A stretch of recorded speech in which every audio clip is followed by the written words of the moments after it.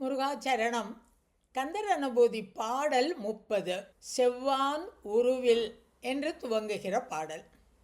செவ்வான் உருவில் திகழ் வேலவன் அன்று ஒவ்வாதது ஒன்று உணர்வித்ததுதான். அவ்வாறு அறிவார் அறிகின்றது அல்லால் எவ்வாறு ஒருவர்க்கு இசைவிப்பதுவே. இந்த பாடலில் அருணகிரிநாதர் அவருக்கு கிடைத்த உபதேசம், அவருக்கு கிடைத்த அனுபூதி, இதை பற்றி விளக்கமாக சொல்கிறார். நிறைய திருப்புகழ் பாடலில் சொல்லுவார். தனக்கு அவனுடைய அருள் கிட்டியது எப்படி, அவன் தனக்கு செய்த உபதேசம் என்ன, தனக்கு காட்டிய மெய்ப்பொருள் எது என்றெல்லாம் விளக்கமாக சொல்லுவார். மனவாக்கு செயலாலே அடைதற்கு அரிதாய் உருவாகி ஒன்று போல இருக்கும் ஒரு பொருளை எவ்வாறு புகழ்வதுவே. எப்படி சொல்ல முடியும்? ஒன்று போல இருக்கும், அது ஒரே ஒரு பொருள், ஆனால் அது உருவாக இருக்குது. அதை எனக்கு காமிச்சு கொடுத்தான், ஆனால் அதை நான் எப்படி சொல்ல முடியும் அப்படின்னு ஒரு கந்தர் அலங்காரத்தில் சொல்லுவார். அதுவே ஒரு திருப்புகளில் சொல்கிற போதும், ஆறு உயிரும் கரணங்களும் அவிழ யானும் இழந்த இடம் தனில் உணர்வாலே அகில சமயங்களும் அடைய ஆமென நின்றதை அறிவிலேன் அறியும்படி அப்படிம்பார். எனக்கு முதல் பாடலில் சொன்னார் இல்லையா, என்னுடைய அறியாமை பொறுக்க மாட்டியா, என்னுடைய அறியாமையை நினைத்து நீ எனக்கு அருள் செய்ய மாட்டாயான்னு கேட்டார் இல்லையா. இந்த பாடலில் சொல்கிறார், இந்த அறியாதவனும் கூட அடையும்படி நீ செய்தாய், அதை உணரும்படி நீ எனக்கு செய்தாய் அப்படின்னு. என்ன செய்தார் முருகன் அருணகிரிநாதருக்கு? செவ்வான் உருவில் திகழ் வேலவன். இந்த முருகன் எப்படி இருக்கானா, செவ்வானத்தை போல இருக்கிறான். சிவந்த வானம். சிவந்த வானம்ங்கிறது அருணோதயம் நேரத்தில் தான் இருக்கும். சூரியன் உதிக்கின்ற நேரத்தில் வானம் சிவந்த நிறமாக இருக்கும். ஒரு திருத்தணி பாடலில் சொல்லுவார், செக்கர் நிறமாயிருக்கும் பெருமாளே அப்படின்னு கூப்பிடுவார் முருகனை. அந்த சிவந்த வானத்தை போல இருக்கின்ற, ஏன்னா சிவந்த வானம்னு சொல்கிற போது அந்த முருகன் சக்தி வடிவானவன், அதே சமயத்தில் கருணை வடிவானவன். சூரியன் உதிக்கின்ற நேரம் அருணோதயம்ங்கிற போது அந்த வெயில் தகிக்காது, அது ரொம்ப ஹிதமாக இருக்கும். அதுக்கு தான் சொல்கிறார், செவ்வான் உருவில் திகழ் வேலவன் அன்று ஒவ்வாதது என ஒன்று உணர்வித்தது தான். ஒவ்வாதது அப்படின்னு சொன்னால் ஒப்பில்லாதது அப்படின்னு இந்த இடத்துல அர்த்தம். எதற்குமே ஈடு இணை இல்லாத அந்த தனி பரம்பொருள் எது என்று தானாய் நின்றது தத்பரமேன்னு சொன்னாரே, அந்த தத்பரம் என்ன என்று எனக்கு சொன்னால் உபதேசித்தான்லாம் சொல்லலை, உணர்வித்தது தான்.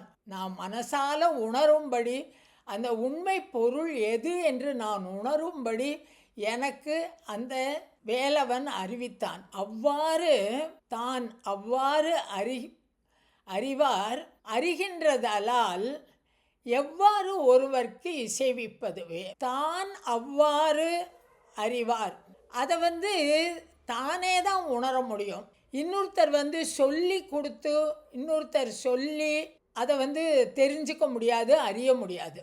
நான் அந்த பரபிரம்மத்தை உணர்கிறேன் என்று சொன்னால், நான் அனுபூதி நிலை அடைகிறேன்னு சொன்னால், அந்த அனுபூதி நிலை எனக்குள்ளே தான் நான் தெரிஞ்சுக்க முடியும், எனக்குள்ளே தான் நான் அதை உணர முடியும். இன்னொருத்தர் அதை தெரிஞ்சுக்கணும்னு சொன்னால் அவர்களே அதை அனுபவிக்க வேண்டும், அவர்களே அதை உணர வேண்டும். தான் அவ்வாறு அறிவார், தனக்குத்தானே அந்த பேருண்மையை உணர்ந்து கொள்வார்கள். அதுதான் அறிகின்றது. அப்படி தான் தெரிஞ்சுக்க முடியுமே தவிர, அறிகின்றதலால் எவ்வாறு ஒருவருக்கு இசைவிப்பதுவே. இதை மற்றவர்களுக்கு எப்படி சொல்லி காட்டுறது? இந்த அனுபூதினா இப்படி இருக்கும், இந்த நிலையில் இருக்கும், மனசு இந்த நிலையில் இருக்கும், அப்படிலாம் விளக்கி சொல்ல முடியுமா? அப்படி விளக்கி சொல்லுவதெல்லாம் முடியாத காரியம். அறிவும் அறியாமையும் கடந்து அறிவு திருமேனி என்று உணர்ந்தும் அப்படின்னு ஒரு பாடலில் சொல்லுவார்.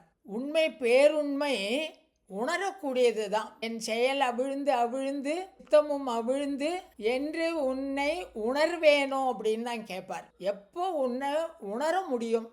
அந்த உணர்கின்ற நிலை தான் ஒப்பில்லாத ஒரு பேர் உண்மை. மெய்ப்பொருள் பேசியவான்னு சொன்னார் இல்லையா? அந்த மெய்ப்பொருள் என்னன்னா நாமே உணர வேண்டிய ஒரு பேர் உண்மை. அதை மற்றவர்களுக்கு எடுத்து சொல்ல முடியாது. இது இந்த மாதிரி இருக்கும். சாதாரணமாக சொல்லுவோம் இல்லையா? ஃபீலிங்கை அவரவர்கள் தான் அனுபவிக்க முடியுமே தவிர அந்த ஃபீலிங் எப்படி இருக்கும், அந்த உணர்வு எப்படி இருக்கும்னு மற்றவர்களுக்கு சொல்லிக்க. இப்போ தேன் ரொம்ப இனிமையாக இருக்குது, ரொம்ப ஹிதமாக இருக்குது அப்படின்லாம் தான் சொல்லலாமே தவிர அதை நம்ம தேனை சாப்பிடும்போது நமக்கு என்ன ஒரு உணர்வு வருகிறதோ அந்த உணர்வை அவர்களுக்கு அடுத்தவர்களுக்கு நம்ம சொல்ல முடியாது. தேன் திதிப்பாக இருக்குது, தேன் ரொம்ப திதிப்பாக இருக்குது, நாக்கில் அப்படியே கரைஞ்சி போகிறது அப்படியெல்லாம் சொல்லலாம். ஆனால் அந்த தேன் சாப்பிட்ற போது ஒரு அனுபவம் இருக்கே, அந்த அனுபவத்தை சொல்ல முடியுமா? சொல்ல முடியாது. அதை தான் முதல் பாட்டில் சொன்னார், நவிலத்தகுமோ அப்படிம்பார். வாயால் வார்த்தைகளால் இந்த அனுபவத்தை சொல்லவே முடியாது. முற்றிலும் தன்னை உணர்ந்த நிலையில் தான் அவனே என்று உணர்கின்ற அந்த நிலையில், அத்வைதமான நிலையில், அனுபூதி நிலையில் அவரவர்களையே அறிந்து கொள்ள வேண்டியது தான். அவ்வாறு அறிவார், தான் அவ்வாறு அறிவார், அவரவர்களே தெரிந்து கொள்ள வேண்டியது தான். அது இன்னொருத்தர் சொல்லி தெரிஞ்சுக்கிறதும் இல்லை, உணரக்கூடியதும் இல்லை.